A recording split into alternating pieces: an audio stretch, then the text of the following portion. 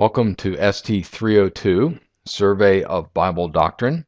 This is an introductory class in theology or Bible doctrine. It covers all the major areas of systematic theology and it has an emphasis on salvation. The first lesson is Lesson 0 on theological subjects and study.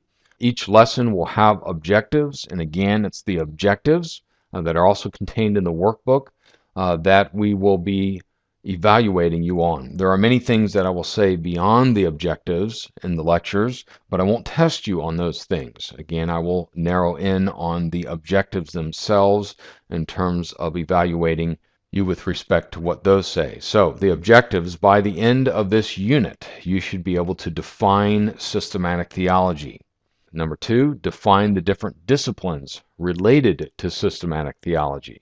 And number 3, to identify reasons why the study of theology is important. We begin with theology itself as a subject of study. The word theology comes from the Greek word theos, which means God, and combined with the word logos, which means word or discourse. So literally, it is a discourse about God or a study of God. In Thomas Aquinas' Summa Theologica, he begins with the issue of asking the question, is sacred doctrine, which is the more ancient term for systematic theology, is sacred doctrine a science? And by science, he means, does it give man true knowledge? And he answers that it does, theology is a science. And it appears, he says, that everything we need for this life is found in the sciences. That is what man learns for himself using natural powers of reason or reasoning. But he makes a distinction between that way or that method at arriving at truth and what God has given us in the scriptures. He says that God has given us a goal that surpasses our human reasoning, and that is contained in Scripture itself. What is contained in Scripture are certain things that we could not know on our own. We could not have arrived at through our own human reasoning. And hence, it is a gift from God, and it is a goal that He has that surpasses our own human reasoning. He also recognizes that there are certain truths that must be made known to man by divine revelation. There are some truths that he identifies that man can discover and know by human reason alone, or by the principles of human reason alone. Such things as the existence of God, a certain truth about His nature, that is God's nature, and certain things about the immortality of the soul, he recognizes could be known by human reason itself. These things are also, however, contained in Scripture, and hence they can be known by revelation as well as the philosophical sciences. And it's interesting that he makes an observation that they are revealed to us, and he gives reasons why they are revealed to us, such things as most people will not take the time to pursue the philosophical sciences to arrive at and understand an argument for the existence of God, let's say. People are occupied in life with other duties and other things and won't take the time to do that. Therefore, they're given to us by divine revelation. So there's a category in which some things can be known by the philosophical sciences and also divine revelation. There are also things contained in Scripture that go beyond the philosophical sciences or human reasoning and can only be known by divine revelation, such things as the Trinity. He also recognizes that there are different ways of knowing in the sciences, and that becomes important to make a distinction between the way the sciences or the disciplines arrive at certain truth. He also recognizes the fact that there are layers or levels to the sciences. There are lower sciences and higher sciences. And Aquinas says that theology is the highest of the sciences. The lower sciences would be things like the study of nature, or the philosophical sciences, or history, or things like that. All of those subjects of study are lower than the theological science. and they inform the theological science. The lower sciences arrive at knowing things differently than the higher science or the theological science. And it's the theological science alone that combines what is in the lower sciences along with revelation from God contained in Scripture in order to arrive at sacred doctrine and constituting it as a science that is knowledge that is there for man to know in order for him to live his life. He also points out, and it's worthy to note, that no sound philosophy will ever come in conflict with sacred doctrine. That is, since God is the author of nature and also the author of Scripture, the two cannot be in conflict. Now, certainly humans can misunderstand one or the other, but ultimately they have to be in agreement. They cannot conflict with one another because he is the author and the source of both of them. Today we call sacred doctrine systematic theology. But it's defined in modern systematic theologies pretty much the same. Dr. Geiser defines it as systematic theology is an attempt to construct a comprehensive and consistent whole out of all revelation from God, whether special, which is biblical, or general, which is in nature revelation. So even here in a modern systematic theology, we recognize that it's an attempt of humans, so in that sense it's synthetic, to construct and to make a comprehensive construction that is consistent out of both realms of God's revelation. Special revelation, which is the Bible, and general revelation, which is nature. Your textbook also follows suit by saying systematic theology correlates the data of biblical revelation as a whole in order to exhibit systematically the total picture of God's self-revelation. Systematic theology may include historical backgrounds, apologetics and defense, and exegetical work, but it focuses on the structure of biblical doctrine. So even here in Dr. Ryrie's text, we have systematic theology taking from other disciplines in order to construct its science or its body of knowledge. Any approach to systematic theology that does not take truth found outside of Scripture and general revelation is an incorrect approach to the science, and it's not really constituting the science itself. Again, systematic theology, as we'll see, is different than other approaches to theology in that it takes from both special and general revelation.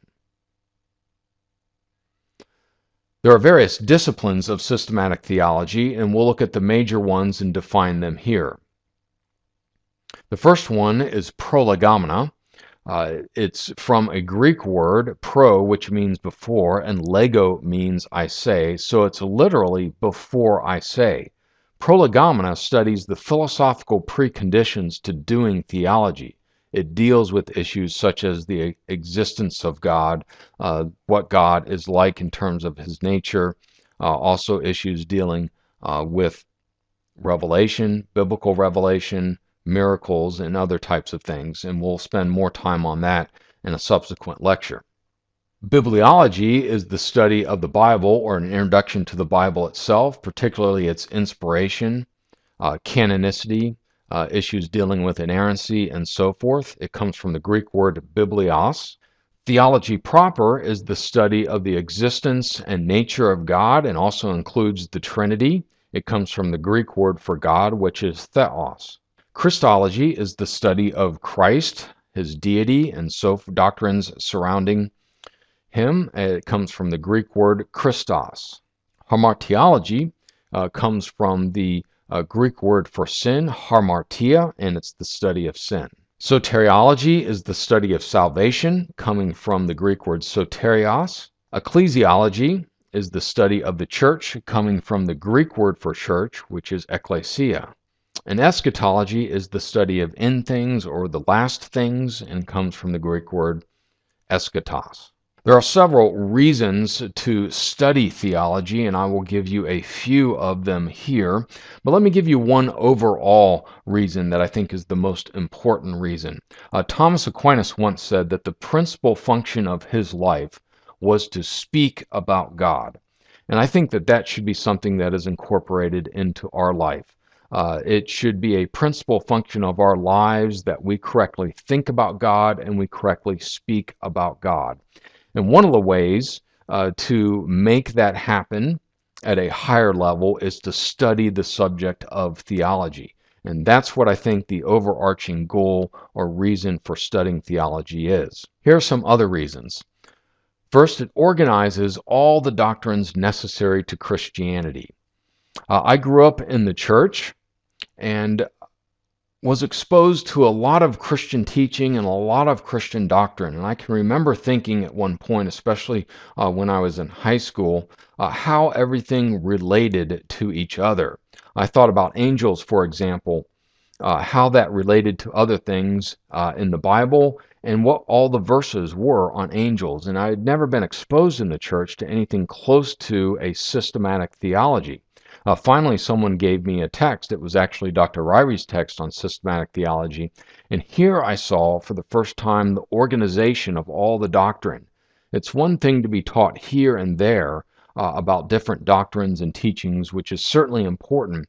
It's another thing to have it all put together for you and to be organized for you. And that's what systematic theology does. It organizes all the doctrines that are necessary to Christianity. Second, it enables a defense of Christian beliefs. Apologetics is all about defending the Christian faith, but systematic theology shows apologetics what is the Christian faith, what it is that should be defended. So apologists should study Christian doctrines so they know what the faith is that they're defending. So it's important to apologetics as well as other subjects in terms of providing a defense of the Christian faith, because it, after all, shows what that faith is. Third, it is essential for the maturity of believers. 2 Timothy 3:16 says, all scripture is inspired by God and profitable for teaching, for reproof, for correction, for training in righteousness, so that the man of God may be adequate, equipped for every good work. This verse tells us we should study the scripture in order to obtain reproof, correction, and training in righteousness. That would enable us to go on to spiritual maturity. And doing it systematically in terms of a study of a science or a subject can help aid that growth and maturity. And fourth, it can protect believers from heresy. 1 John 4 says, beloved, do not believe every spirit, but test the spirits to see whether they are from God, because many false prophets have gone out into the world. And Jude 4 says, for certain persons have crept in unnoticed. So systematic theology shows us what the Christian faith is that is to be believed. That helps us with regards to apologetics, but it also helps us with what is known as heresy, or also referred to as polemics. That is, false beliefs that creep into the church, as Jude says. In studying what the Christian faith is, we also are studying what it is not. And this will help us to counteract heresies that can creep into the church. It also provides a comprehensive understanding of all reality. Doing systematic theology really serves as the foundation of the Christian world view. In other words, as we develop a view of various things out there in our world, we need to have a foundation for doing that, and it's systematic theology that provides that foundation, so that a view that we develop can't go against our foundation, it can't go against our systematic theology, or it's a wrong or incorrect view. It has to be in accordance with that understanding. And it's important to point out that this is the only subject that does that. It's the only subject that takes in both general and special revelation, giving us a comprehensive understanding of reality, in which can form the basis for us understanding and having views of other things. Now, there are other theologies and other approaches, and it's these theologies that are lower than systematic theology. It's these theologies, such as we'll look at here, two of them, biblical and historical theology, that actually inform systematic theology. But their approach and their method is very different than systematic theology. It's legitimate, but again, it's not the highest of the sciences, which is systematic theology. Dr. Ryrie says that biblical theology is that branch of theological science which deals systematically with the historically conditioned progress of the self-revelation of God as deposited in the Bible. Biblical theology limits itself to the study of Scripture itself and the exegesis of Scripture. It might delve into historical issues related to a particular book of the Bible, but it narrows itself to, let's say, the Old Testament theology or the New Testament theology. Or even more narrow, it can lead us to the theology in the Pentateuch, or the theology in the Minor Prophets, or it can lead us in the New Testament to Pauline theology or Johannian theology. It can be that narrow to a particular person or time period. Historical theology, Dr. Ryrie says, focuses on what those who studied the Bible thought about its teachings, either individually or collectively, as in the pronouncements of church councils. It shows how the church has formulated both truth and error. In historical theology, it's mostly a historical approach in which it looks at certain individuals and how they did theology. Those who did it correctly in terms of truth, Christian truth, and also in terms of heretics and views that opposed the truth. And it looks at least in two ways, it approaches it in at least two ways. By looking at it in terms of historical era, we might speak of the early church's theology, or we might speak of Reformation theology. It can also study it in terms of the doctrines themselves. In other words, it can say, in terms of theology proper, what is the view of theology proper that has been held historically by people throughout time? This is a legitimate theology. It's in and of itself, but again, it is a lower science, and it informs systematic theology, which is the higher science. Let's contrast them in a chart. Biblical theology studies the Bible itself, or what we might call special revelation, is its source, while historical theology studies historical sources related to theological understanding and writings related to that. Systematic theology alone would certainly use all that is contained in biblical historical theologies, but go even beyond that. It would study the Bible, those theologies, and even things outside the Bible. So it includes the broadest categories of general and special revelation. In biblical theology, it examines the individual parts of Scripture or the individual books of Scripture. In historical theology, it studies a historical period or doctrines. In systematic theology, it's interested in the collective whole. The results? For biblical theology, it is to arrive at a theology for a particular biblical writer or a certain period in time. For historical theology, it is the study of the writer or his period in writing. But in systematic theology, it is a comprehensive theology. It studies, and the results correspond to all of Revelation, both the general and special revelation. And the methods are very different too. Biblical theology is primarily concerned with exegetical and historical studies. In historical theology, it's historical research that is the methodology. But in systematic theology, it's here that we want to be philosophical. We want to be looking at both general and special revelation and having a philosophical method that puts it all together for us and is inferential, looking at both things outside of Scripture as well as within Scripture. And this is the hallmark of systematic theology. In closing, I want to emphasize the importance of Prolegomena and also distinguish it from Christian apologetics. Sometimes my students, when we do Prolegomena, and we actually have a course that studies it on a more in-depth level in ST 301, we do about half the class in Prolegomena and half the class in Bibliology. So you get a much more in-depth exposure there, and I will have a brief exposure to you in a lecture on Prolegomena and in Bibliology to get you started. But Prolegomena is not Christian apologetics. Now, it certainly will take from Christian apologetics various arguments and points, but its objective is very different than apologetics. Again, in apologetics, it's about defending the historic Christian faith. In Prolegomena, the goal of Prolegomena is to establish a correct approach to theology as opposed to other approaches to theology. And so it's going to take from whatever it needs to take from in terms of a science in order to establish that approach and establish it in such a way in which it is in agreement with the affirmations of Scripture itself. There are various subjects of Prolegomena. Dr. Geiser lays these out.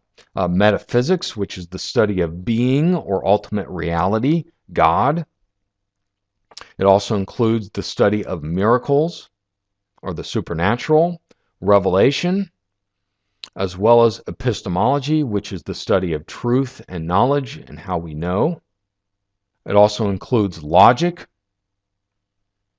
semantics, or the study of meaning. It includes issues related to language or linguistics. And finally, it concludes with a methodology in terms of doing a systematic theology. Again, I want to emphasize how important Prolegomena is. It deals with the preconditions for doing theology, and it is often the case that a wrong Prolegomena will lead to a wrong understanding of Scripture and a wrong understanding of theology itself. Many mistakes that we see people make with regards to the Scriptures or theology are usually traceable back to an error or a mistake or a lack thereof of their Prolegomena. We could not interpret the Bible or understand our Bible correctly without a Prolegomena. To show you how important it is, let me give you a brief example. How would you reconcile the following two verses? From Exodus 32:14 we read, "So the Lord changed his mind about the harm which he said he would do to his people." And in Numbers 23:19 we read, "God is not a man that he should lie, nor a son of man that he should change his mind." So in one verse, and need I remind you that both of these were written by Moses, in one of these verses it says that the Lord changed his mind. And in Numbers, the other verse, it says God does not change his mind like a man. Now, there certainly could be things that we would find that would be helpful to us reconciling these verses if we did biblical theology or if we did historical theology.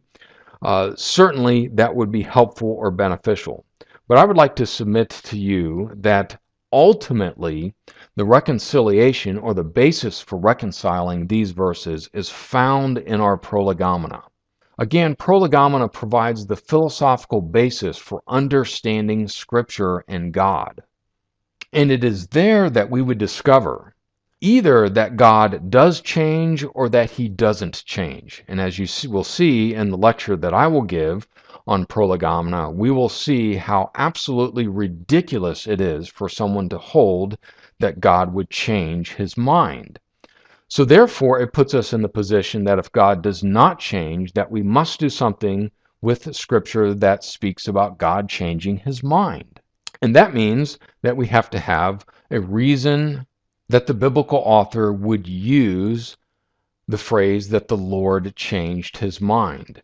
And that would put us into going into the issue of anthropomorphisms that are used throughout Scripture, which we will have more to say on later. Exodus 32:14, because our Prolegomena tells us that God does not change, must be using an anthropomorphism. It must be into the category of narrative, in which it describes God in anthropomorphic terms or in metaphorical terms in order for us to understand him and what is going on in the story.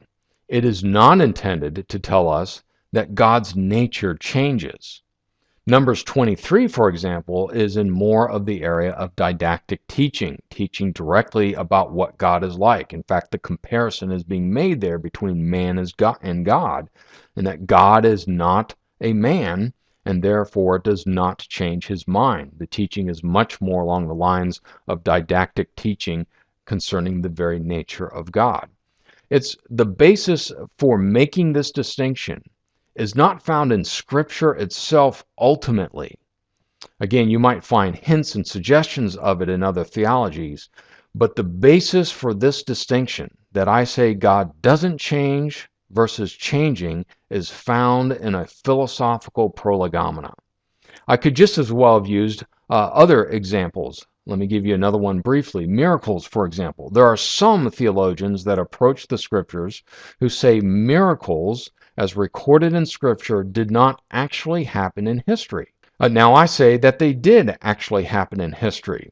Now, if I'm going to debate or argue with someone who holds that they didn't, I'm not going to be able to settle the issue by examining the text of Scripture itself with regards to that issue. Why? Because that's connected to a worldview issue. If I want to show that someone has a incorrect view with regards to miracles in Scripture, I'm ultimately going to settle that question not in the text of Scripture, but in prolegomena, or in dealing with the philosophical conditions related to the supernatural and miracles. That's where the debate is going to take place, and that's where it should take place.